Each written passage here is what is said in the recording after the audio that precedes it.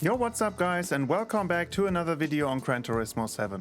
Finally back on the console. With a bit of a delay, we're going into the new Laptime challenge. This one is in Kyoto Driving Park in the Yamagiwa layout, and it's in the new fresh released car with the update 1.61, which is the NISMO R34 GT-R Z-Tune. The car is equipped with sport medium tires.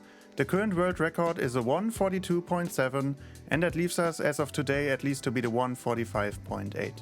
So let's try this one and get right into the guide. So as every time when getting into your lap, try to carry a good amount of speed out of the last corner, then go over to the right hand side of the track, and your very first brake marker is shortly ahead of the 50 board or the marshal box on the right hand side. Hard into the brakes and immediately use trail braking to get grip for rotation, then down to 3rd gear, let the car coast shortly, early up to 4th again, and with slight power inputs at the exit of the corner, go flat out again and try to not go too wide on this one. Then go up to 5th gear and let's abuse some track limits, so cut a lot of the curb on the left, then slightly lift over to the curb on the right, then flat out again before slightly lifting and turning over this curb on the left hand side, go flat out again, then keep it straight over the next curb. Slight lift might also help to not unsettle the car too much, and then flat out and over to the right hand side of the track. And now the next brake mark is a bit depending on the speed you take. I braked a little bit ahead of this curb on the right. It might be that you have to brake right at the curb on the right. So hard into the brakes, use trail braking again down to 3rd gear, again let the car coast early up to 4th, then go back to the power, and then depending on the exit you have to go and lift a little bit to not go too wide and go off track. Otherwise keep it flat out, go up to 5th gear, then over to the right hand side of the track, and your next brake marker is in the dead center of the 150 and the 100 board.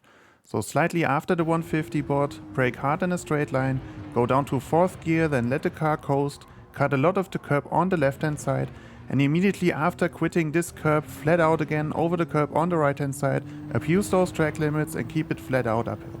Now the right hander is still flat out, and since it's a blind one, go for an early turn in to go over the curb on the inside, and then the next brake marker is in between the shadow and the yellow writing on the tarmac.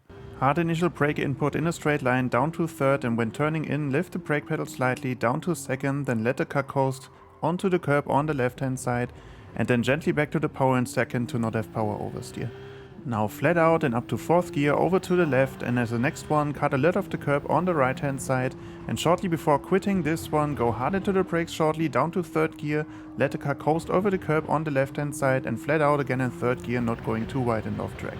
Now up to 4th gear again over to the left hand side, and the last brake marker is the marshal box on the left. Hard brake input and down to 2nd gear, initially a bit wide, and then go for a late apex, so let the car coast towards the inner corner, and then up to 3rd gear and flat out again when the corner opens up.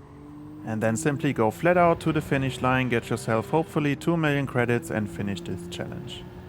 And due to the heat in my room, I somehow forgot to save the replay, so I'm sorry, but this week there is no chase cam review. So what are my thoughts on this challenge? Being honest, I don't like it too much. The car itself is fine, but the challenge itself is not so much about being the fastest, but it's about who abuses the track limits most. And that's not natural driving. Nobody would drive this car in real life like that, so for me it's more a downer this week. But let me know your thoughts in the comments, and if this video helped you out, feel free to drop a like, share this video and subscribe to the channel to not miss the future ones. And then once again I say thanks for watching, I hope to see you guys in the next one, and bye bye.